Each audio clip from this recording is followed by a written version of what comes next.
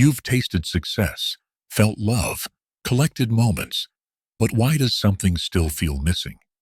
Beneath every pleasure is a quiet thirst, one that no possession or praise can satisfy. The Buddha didn't offer more to chase. He offered a mirror to look within. Could peace begin, not with having, but with letting go? Welcome to Trandy Wisdom, where every story is a compelling truth. Buddha's thoughts on craving, Tanhā. There is a quiet thirst that lives inside the human heart, one that does not come from lack of water or food, but from the longing to become, to possess, to escape. It whispers beneath our everyday choices, dressing itself as ambition, desire, even love. But beneath every craving lies a subtle ache, a feeling that something is missing, something must be gained, or something must disappear. The Buddha saw this clearly. He called it Tanhā, a thirst that fuels the cycle of suffering, a fire that burns quietly in the mind and compels us to grasp, cling, and flee. In his first teaching, he named craving as the root of suffering, but he also offered a path, not of resistance or denial, but of deep, mindful looking. This story is not just about ancient teachings. It is about the small hunger in each of us, the restlessness we feel when we scroll endlessly through screens, the silence that follows achievement, the emptiness that shadows desire. This is the nature of craving, and this is the beginning of freedom. 1. The nature of craving.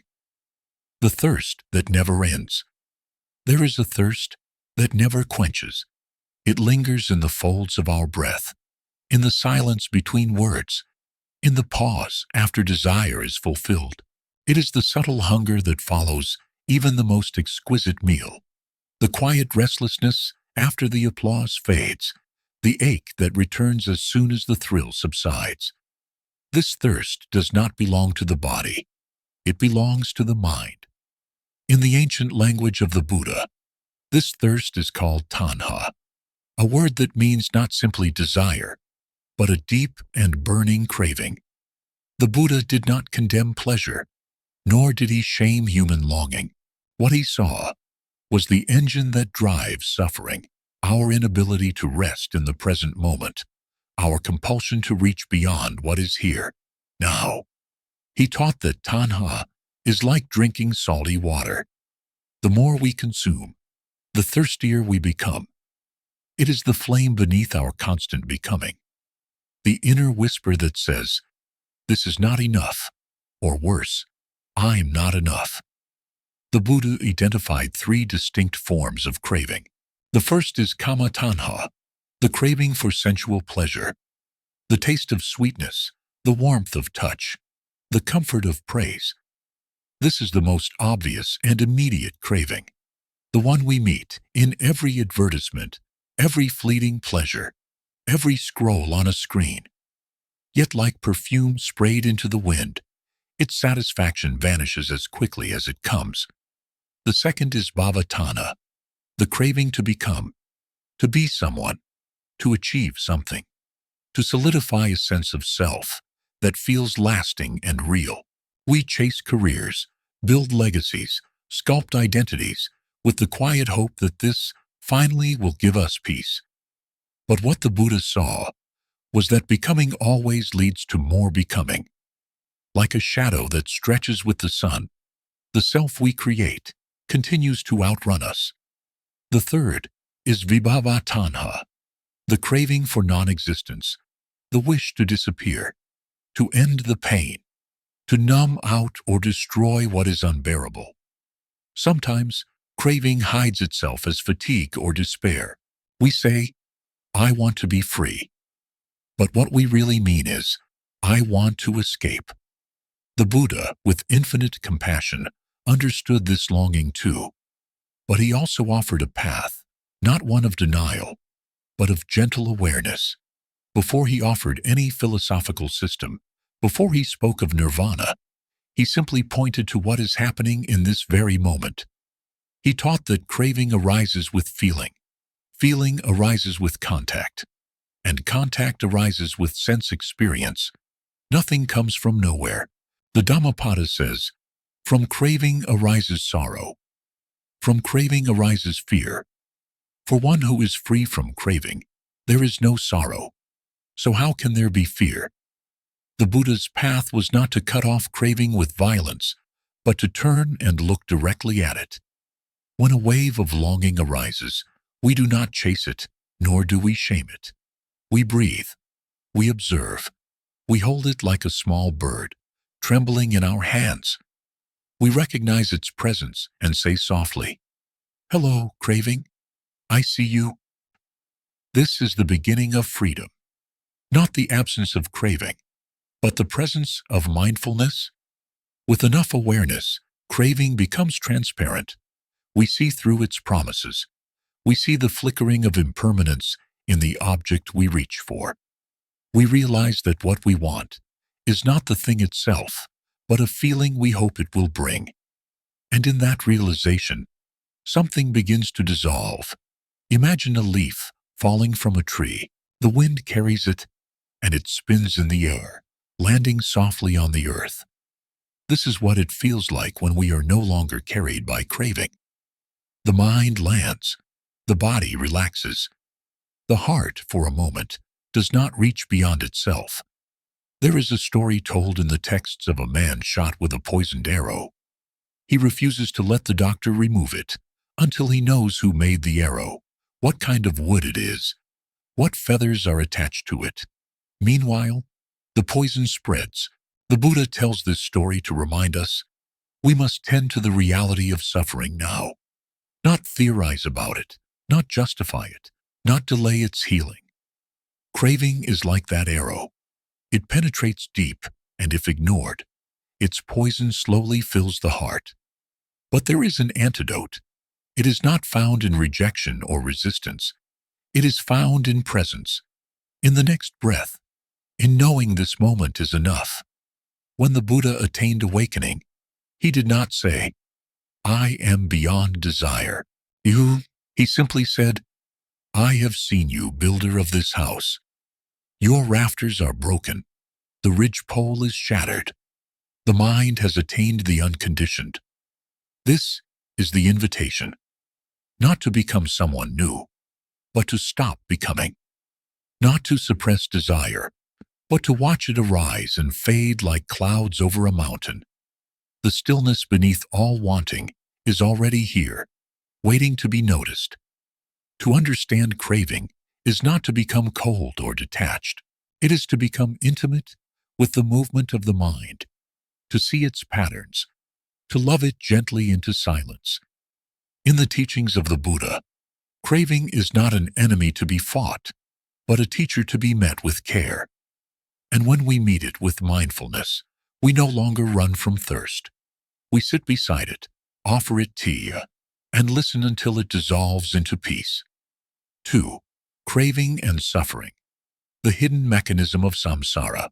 In a quiet village, far from the cities of noise, a child sits by a spinning wheel, watching thread twist into fabric. She doesn't understand the mechanism, only that it turns. The longer it spins, the tighter the coil becomes. There is something mesmerizing in its repetition, round and round, again and again. But the Buddha saw such turning not in thread, but in life itself. He called it samsara, the endless cycle of birth and death, becoming and undoing, joy and sorrow, a wheel not made of wood or metal, but of consciousness, perception, and the quiet pulse of craving. At its heart lies a hidden engine, a small fire that keeps the motion alive. That engine is Tanhā, craving. To understand how craving feeds suffering, we must enter the architecture of samsara, not as philosophers, but as silent observers. The Buddha spoke of paticca-samuppada, dependent origination, a chain of 12 links that reveal how suffering is not imposed upon us by fate or gods, but born through our own unconscious patterns. He began not with sin, but with ignorance. Because we do not see clearly, we feel. Because we feel, we crave. Because we crave, we cling. And because we cling, we become.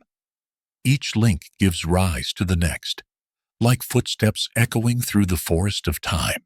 It begins with a single feeling, pleasant, unpleasant, or neutral. From that feeling arises the seed of craving. A taste, a glance, a sound. We want it to last, or we want it to stop. Either way, we are no longer with what is, but what might be. Craving reaches for something more. Clinging closes around it. Becoming hardens that clinging into identity. And then, birth. Not only physical birth, but the birth of a self, a story, a role to protect. And from that self arises suffering, fear, loss, decay, death. The Buddha said, "Where there is becoming, there is fear. Where there is clinging, there is sorrow." Sorrow is not born from things, but from our relationship to them. A flower is simply a flower. But when we want it to never wilt, it becomes the cause of pain. This is why samsara is not a place, but a movement of the mind. We walk in circles because we are compelled by thirst. Thirst for pleasure, for power, for certainty, for escape. But every drop we drink leaves the mouth drier than before. And we wonder why we are so tired. A story tells of a deer in the desert who smells water carried by the wind. It runs across miles of sand, chasing a fragrance that was never there. Exhausted, it collapses beneath the sun, dreaming of a lake that never existed. This is the way of craving. We believe that what we long for is real, but often it is just a projection. The mind paints images of salvation on the walls of impermanence. In modern life, samsara wears new clothes. It speaks through notifications, desire for approval, digital hunger. We no longer need to walk far to crave. We carry craving in our pocket. Every moment offers a new hook, likes, achievements, validation. But beneath the speed, the same structure remains. Feeling, craving, clinging, becoming, suffering. And yet, the Buddha did not offer despair. He offered a lamp. When one truly sees the chain, one no longer pulls it. The cycle is not broken by force, but by understanding. When we pause and feel a desire arise, perhaps to say something clever, to win an argument, to acquire a thing, we can stop and breathe. We can recognize, this is craving. This is the fuel of the wheel. And in that breath, something extraordinary happens. The wheel does not stop all at once, but it slows. The fire that fed it begins to flicker. Awareness cuts the rope of becoming. The Buddha said, "He who sees dependent origination sees the Dhamma. He who sees the Dhamma sees me." To see dependent origination is not to memorize 12 steps. It is to watch your own mind. The way a pleasant feeling stirs, wanting. How that wanting becomes pressure. How that pressure gives rise to plans and identity. But if we stay with the feeling, if we allow it to live and pass without reaching, suffering does not take root. There is a gentle power in knowing that craving is not you. It is simply a current, moving through consciousness. When not followed, it dissipates like mist. The space it leaves behind is spacious, clean, still. Imagine a sky no longer covered with smoke. You can see the moon again. You can see the stars. This is what the Buddha meant when he said, "With the cessation of craving, there is cessation of becoming. With the cessation of becoming, there is cessation of birth, aging, and death." He did not promise eternal bliss. He promised freedom, the freedom to sit in the present without being driven by past impressions or future fears, the freedom to let life arise and pass like waves on the surface of deep water, and the freedom to love, not from need, but from clarity. To step off the wheel is not to run away. It is to stand still in the middle of its turning and know, I no longer turn with it. And in that stillness, a peace is born, not outside of samsara, but right in the heart of it. 3. Mindfulness and insight, the path to freedom from craving. There is a moment between impulse and action, a space so small we often miss it. In that space lies our freedom. Before we reach, speak, judge, or grasp, there is a flicker of awareness, a breath, a pause, a whisper in the stillness of our being. It is here that the Buddha gently invites us to live. Craving does not shout. It murmurs. It creeps in softly, dressed as need, habit, or concern. It disguises itself as love, ambition, justice, and even wisdom. But if we listen deeply, we can hear its footsteps. They are always hasty. They always say, not this, not now, not enough. The Buddha's response was not suppression. He didn't teach us to fight desire with denial, nor to burn it with guilt.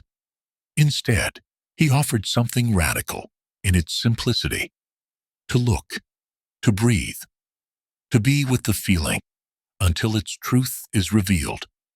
Mindfulness is not a technique. It is a way of being. It is the art of stopping. When the wind stirs the grasses in the field, the wise farmer watches the movement, but does not chase the wind.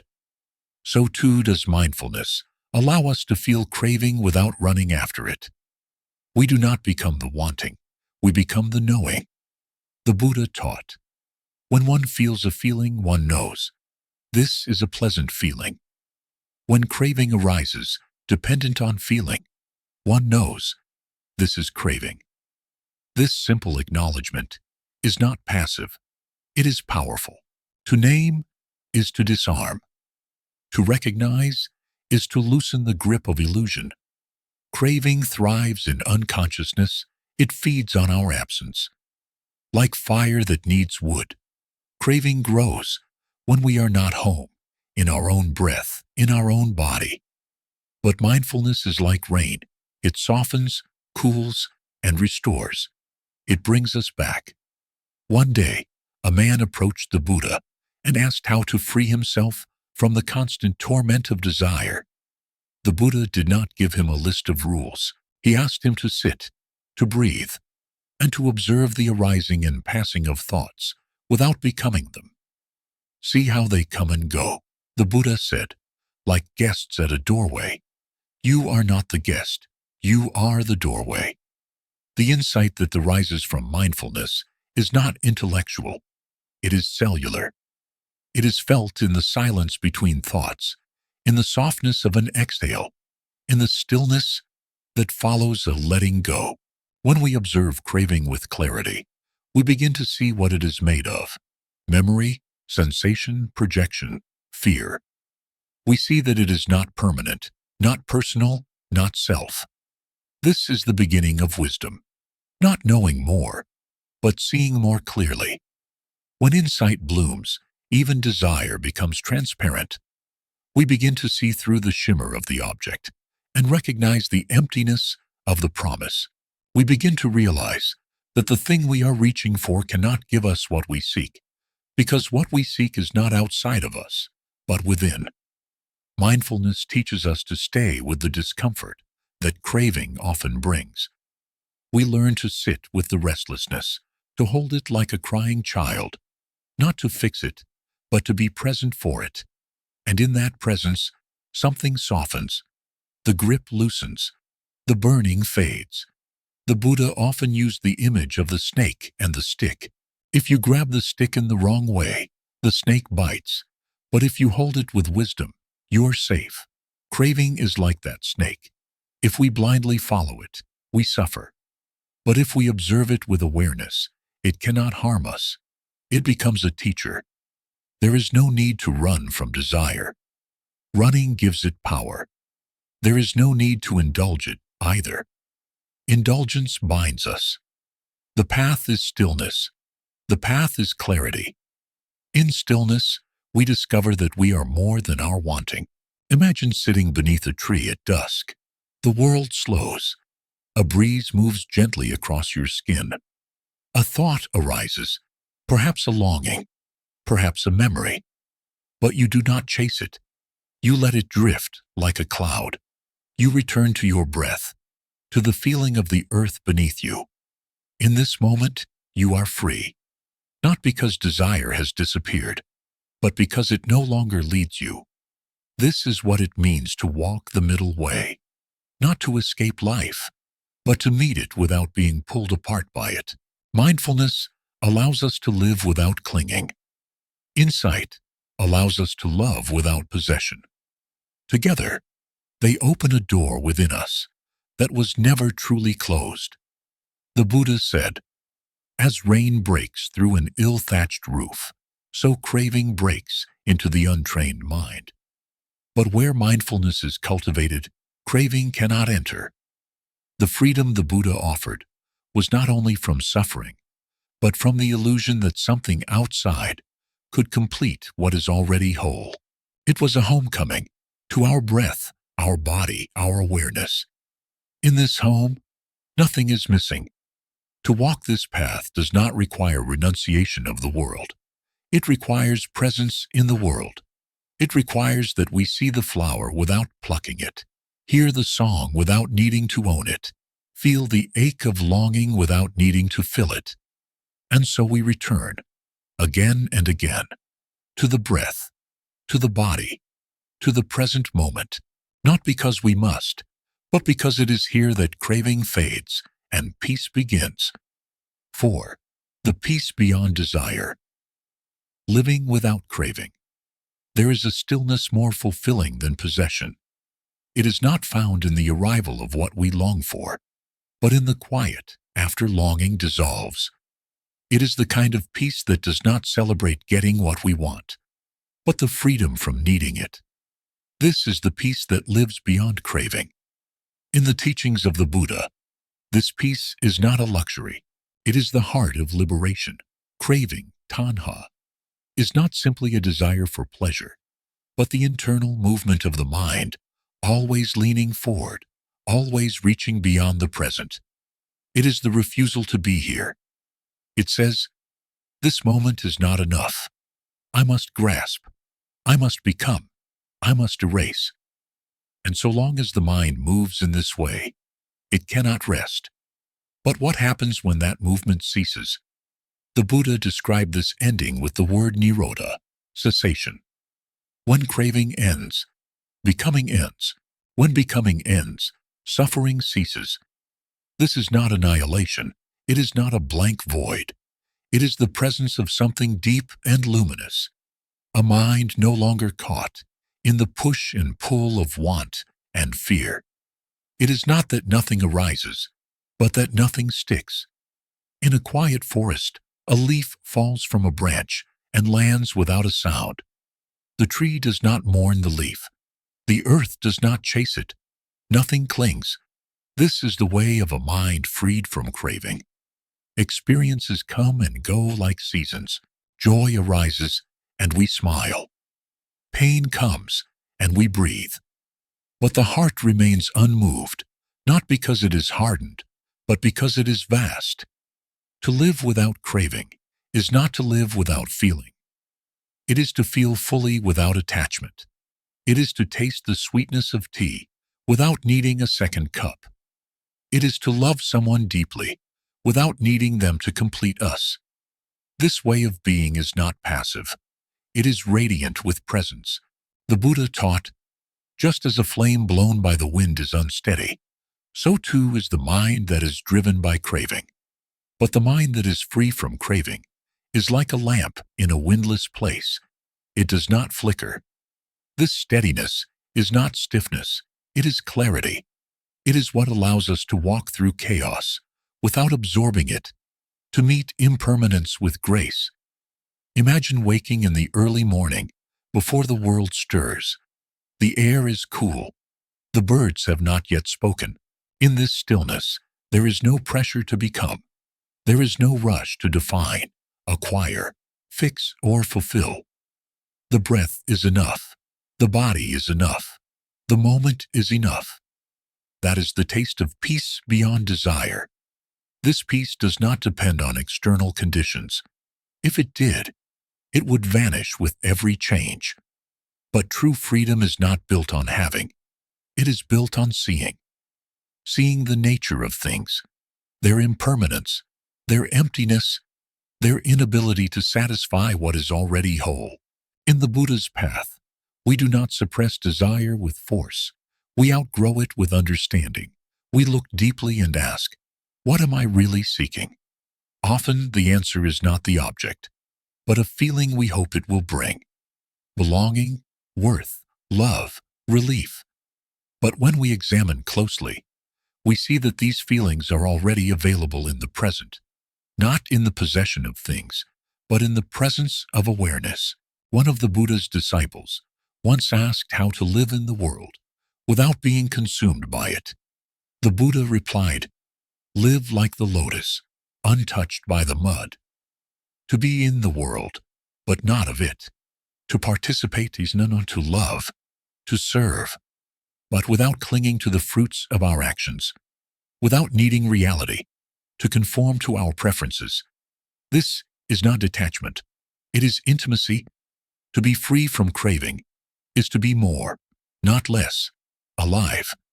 It is to meet life with open hands, to receive, to release, to bow to the flow of things.